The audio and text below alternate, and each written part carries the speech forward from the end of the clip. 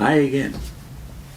I'm working from a book that I haven't used before in videos, although I am acquainted with it because I've had it a long time. But it's a book of miscellanies, questions, answers to questions that were thrown at F.F. Bruce during his many years as a professor of New Testament. And of course he was already world famous as a writer of New Testament exegetical books and other books too, in the 1940s, 50s, 60s, and 70s. So this comes out in the early 70s. It's called Answers to Questions, and it's less known than a lot of his works because his works are, of course, the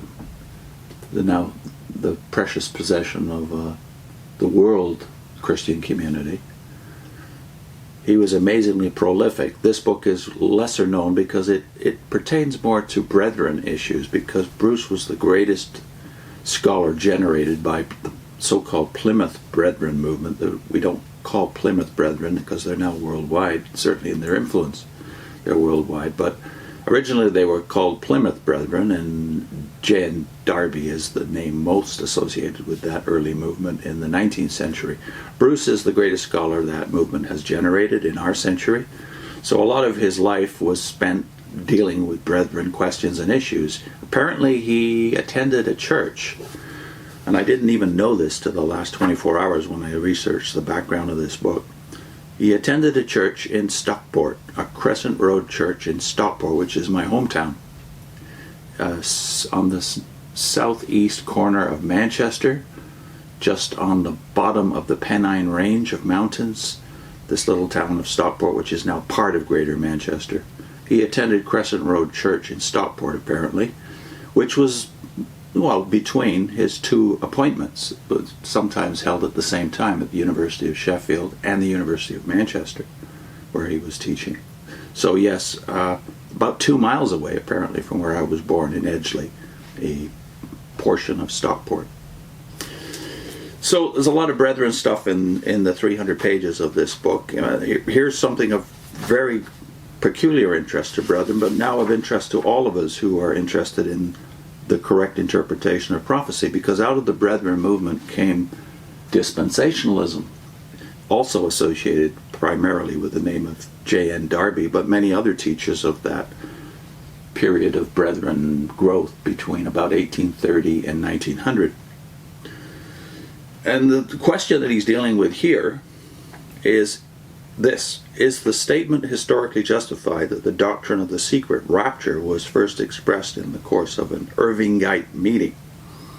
I've dealt with this somewhat in another video based on the work of Dwight Wilson, who wrote a book called Armageddon Now. So if you haven't seen the videos based on this, I'll do some more in the future, but I think there's 2 up already. Dwight Wilson. You can now get a PDF version of it for free online. Is the statement historically justified that the doctrine of the secret rapture was first expressed in the course of an Irvingite meeting? So S.B. Tregelles thought. Now, Tregelles is one of the greatest names associated with the brethren. He was a tremendous scholar of the Old Testament particularly. Tregelles said, "I am not aware that there was any definite teaching that there would be a secret rapture of the church at a secret coming until this was given forth as an utterance in Mr. Irving's church, from what was there received as being the voice of the Spirit. But whether anyone ever asserted such a thing or not, it was from that supposed revelation that the modern doctrine and the modern phraseology respecting it arose." That's the end of the Tregelles quote from a work he put together called The Hope of Christ's Second Coming, second edition, 1886. This simply means that Tregelles could not trace it farther back. But Tregelles was not converted until about 1832, when he was 19 years old. He had no first-hand acquaintance with the events in question before that time. The utterance referred to appears to have been delivered in January 1832 in Edward Irving's church in London by Emily Cardale, and was accepted by the congregation as inspired. But in his unpublished reminiscences contained in the Fry manuscript, B.W. Newton, by the way, another great name associated with the Brethren in the early days, says that on the second Sunday that the Brethren's original chapel in Plymouth was used, that is sometime in 1831, Captain Percy Hall taught the secret rapture in the morning, and G.V. Wigram denounced it in the evening.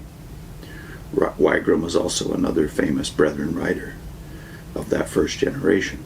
Wigram later changed his mind on this subject, however. It seems highly probable that the idea was introduced into both groups from one of the Albury Conferences, which were held in 1826 and the following years, and attended by members of both the Darby and the Irving circles.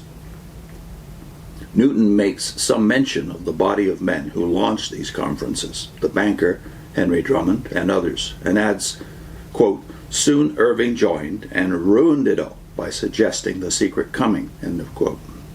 Of course, from Newton's point of view, anyone who introduced the secret rapture into a discussion would ruin it.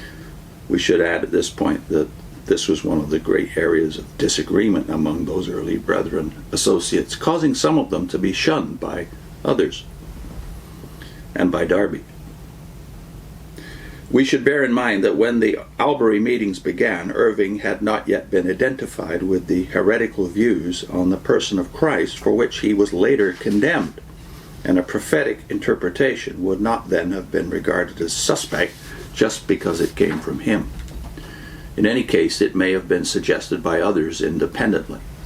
According to William Kelly's pamphlet, and Kelly was one of the later scholars of Brethrenism, and first-rate scholar, but very committed to certain specific Brethren points of view. According to William Kelly's pamphlet, The Rapture of the Saints, who suggested it, or rather on what scripture, which was published in 1903, J.N. Darby's own account was that around 1830, a consideration of 2 Thessalonians 2 led him to the conclusion that the rapture of the saints would take place before the day of the Lord. He was considerably helped in getting his mind clear on the subject by a suggestion made by an ex-clergyman of the Church of Ireland named Tweedy. It does not appear, however, what Tweedy's precise suggestion was, whether it bore directly on the interpretation of 2 Thessalonians 2 or on some related subject. G.H. Lang wondered if his suggestion was that in the Synoptic Gospels the disciples are addressed as Jews and not as Christians. And that's from a publication called The Disciple in 1954. But whatever the origin of the secret rapture doctrine may have been, that is irrelevant to its validity or otherwise, unless we believe in imputing guilt by association. Its validity must depend on whether or not it is taught in Scripture. No doubt Bruce himself was much questioned, if not maligned, in Brethren circles, because orthodoxy is very important to this Bible-believing community. And even when I left the Watchtower in the late 1980s, I fell in with a lot of Brethren people, and they were very Bible-oriented, but they tended to be quite dogmatic in their interpretations of Scripture. And the pre-trib rapture, this secret rapture idea, was one of the fundamentals, according to some of them. And others were less dogmatic. And Bruce is, of course, being an exegete, not very dogmatic at all. He sees the big picture and also sees the interpretation of these passages in church history as being relevant, not irrelevant, as some want to make it. Darby was rather dogmatic on some of these things, so a lot of his descendants are too.